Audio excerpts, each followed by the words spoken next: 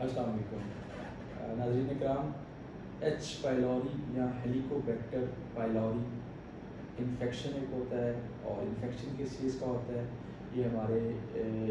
मैदे के अंदर सोजिश होती है,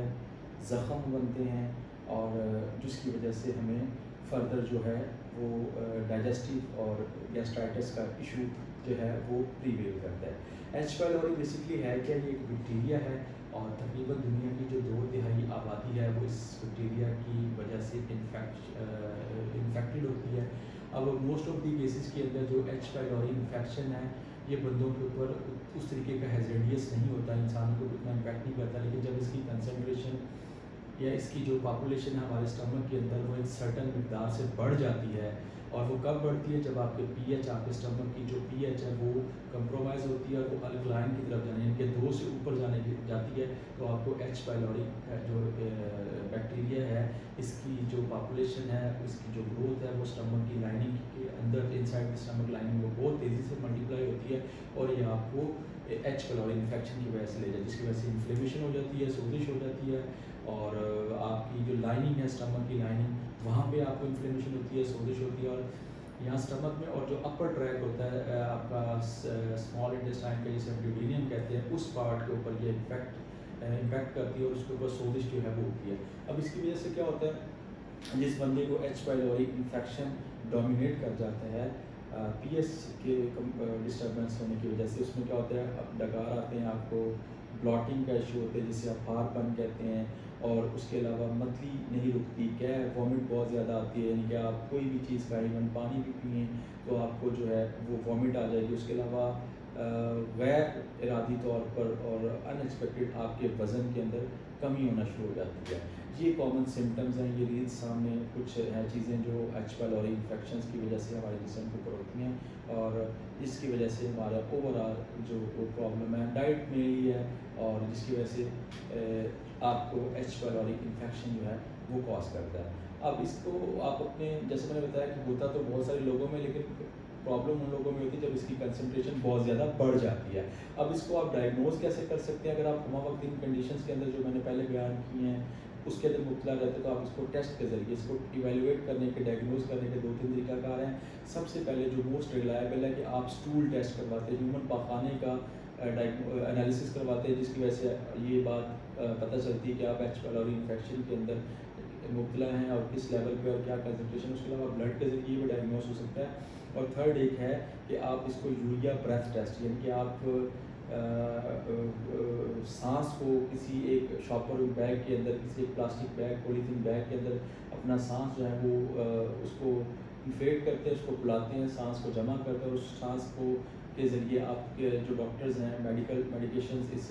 जो है मेडिकल पैनलिस्ट है वो एवेलुएट करते हैं आप एच पाइलोरी इन्फेक्शन के अंदर मुब्तला हैं या नहीं है। ये इसकी कॉमन सी चीज़ें हैं, टेस्ट हैं जिससे आप डायग्नोस करवा सकते हैं अगर आप इन तमाम चीज़ों में से। उसके अलावा अगर आप बच कैसे सकते हैं? बच इस तरीके से कर सकते हैं कि आप हमेशा प्रेफर करें घर का साफ़ सुथरा खाना यूटिलाइज़ करें, और उसकी स्पाइसी से ज़्यादा जो स्पाइसी फूड्स है उससे अवॉइड करें,